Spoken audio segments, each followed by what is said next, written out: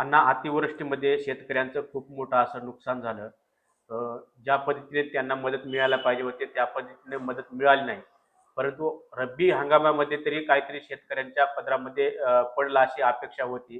त्या पद्धतीने शेतकऱ्यांनी कामही केली आहेत. परंतु पाणी द्यायला पाहिजे शासनाने त्याचं आणखी पाणी दिलेलं नाही. यावर शेतकरी नेते म्हणून तुमची काय मागणी आहे? खरं तर कंधार लोहा या दोन्ही तालुक्यामध्ये तुम्ही म्हणल्याप्रमाणे अतिवृष्टीत सगळ्यात जास्त शेतीचं नुकसान झालं, खरीप हंगामाचं झालं. शासनाने सरकारने मोठ्या मोठ्या घोषणा करून सगळ्यांच्या तोंडाला पानं पुसली, सगळ्यांची निराशा केली. आता सगळ्यांचा जो काही विश्वास होता की यावर्षी धरण 100% भरलेलं आहे आणि रब्बी थंडी असल्यामुळे रब्बी चांगली येईल, त्यामुळे सोयाबीनच्या जमिनी तयार केल्या, काही जणांनी कापसं उपडून तयार केले.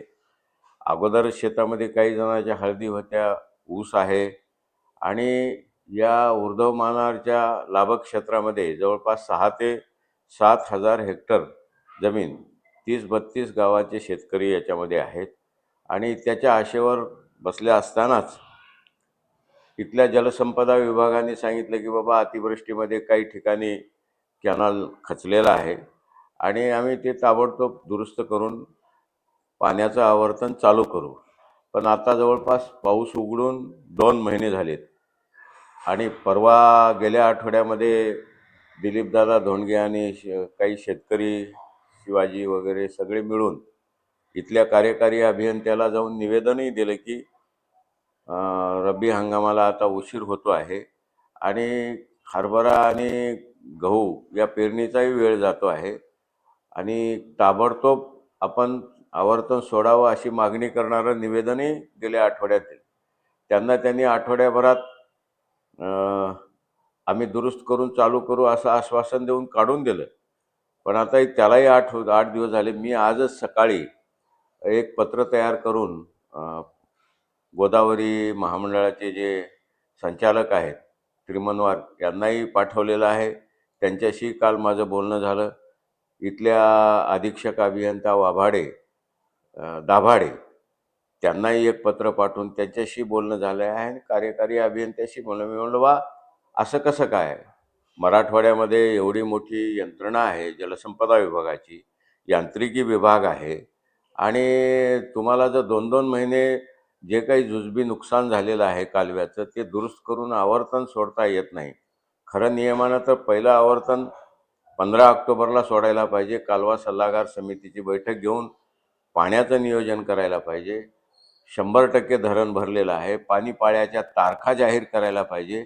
या सगळ्या बाबतीत या सगळ्या लोकांची उदासीनता दिसते आणि एक जुजबी कारण निधी नाही किंवा आमच्याकडे यंत्रणा नाही असं म्हणून 2 महिने घातले म्हणजे याचा अर्थ शेकडो कोटी रुपयाचं या दोन्ही तालुक्यातल्या शेतकऱ्याचं या लाभक क्षेत्रात नुकसान होणार आहे, झालेलं आहे नुकसान. आता हे नुकसान कोण भरून देणार? आता डिसेंबर संपत आला. आता जरी पाणी सोडलं तरी गहू आणि चणा जरी पेरला तरी त्याला उतारा येत नाही. ऊस वाळून गेले, हळदी जागेवर वाळून गेल्या. याच्या नुकसानीला जबाबदार कोण? आणि मी आजच पत्र पाठवून त्यांना सांगितलेलं आहे की 2-3 दिवसात जर नाही चालू केलं आपण पाणी, युद्धपातळीवर काम करा, पण आवर्तन आधी सोडा. झालेलं नुकसानीच्या बाबतीत आम्ही तुमच्या विरोधात न्यायालयात जाऊ आणि नुकसान भरपाई शेतकऱ्याला मिळण्याची तुमच्या विभागाकडून वसूल करण्याचे काम करू. पण सध्या जे काही आता थोडाफार बचलेला आहे त्यासाठी 2 दिवसात तुम्ही प्रयत्न करा. नसता मग सोमवारी मीच तुमच्या कार्यालयात येऊन ठिय्या आंदोलन करेल. अशा स्वरूपाचं एक पत्र मी आजच पाठवलेलं आहे. सगळ्यांच्या व्हॉट्सअपवर पाठवलेलं आहे. जिल्हा अधिकाऱ्यांनाही देतो, या सगळ्यांना, सगळ्या यंत्रणेला.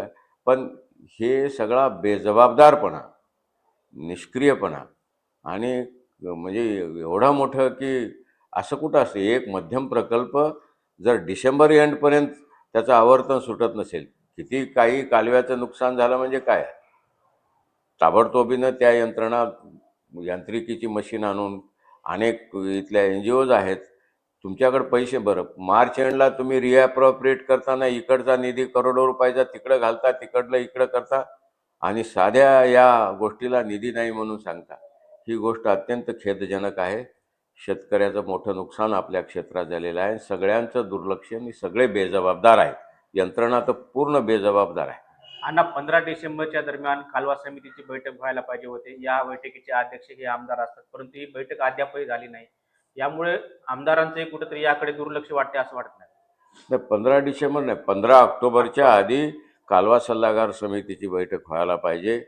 कालवा सल्लागार समितीचे प्रमुख हे स्थानिक लोकप्रतिनिधी आमदार असतात आणि त्यांनी सगळ्या तिथल्या यंत्रणेला, अधिकाऱ्यांना घेऊन उपलब्ध पाणी साठा आणि अंदाजे लाभक्षेत्र याचा अंदाजा घेऊन पाणी पाळ्या आणि त्याच्या तारखा डिक्लेअर करायच्या असतात. त्या अनुषंगाने त्या क्षेत्रातले शेतकरी पिकाचं नियोजन करत असतात. पण ह्या सगळ्या गोष्टी तर कुठंच नाहीत. आमदार मला वाटते माळेगावला असेल, दुसरीकडे त्यांना तर काही देणं घेणंही नाही. शासनाकडून सरकार नेहमी सांगत आहे की सरकार हे शेतकऱ्यांच्या पाठीशी आहे आणि कंधार एवढं अतिवृष्टीमध्ये एवढं मोठं नुकसान झाले असतानाही ज्या दुरुस्तीसाठी पैसे द्यायला पाहिजे सरकारने ते पैसे दिले नसल्यामुळे आज शेतकऱ्यावर परत एकदा मोठं संकट आलेलं आहे. खरंच सरकार शेतकऱ्यावर अन्याय करते असं वाटतं. नाही, शेतकऱ्याच्या पाठीशी आहे हे केवळ आणि केवळ आपण वर्षानुवर्षे बघतो, किंवा आणखी यांचा पहिलाही कार्यकाळ आणि आताही काळ पाठीशी आहे फक्त बोलण्यापुरतं आहे. पाठीशी आहे म्हणजे पाठीत खंजीर खुपसून त्याला संपवण्याचा भाग आहे.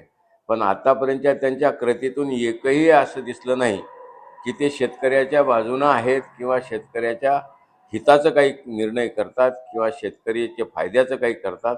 असं तर आतापर्यंत आम्हाला कुठेही त्यांचं वर्तणूकही दिसली नाही आणि भूमिकाही दिसली नाही.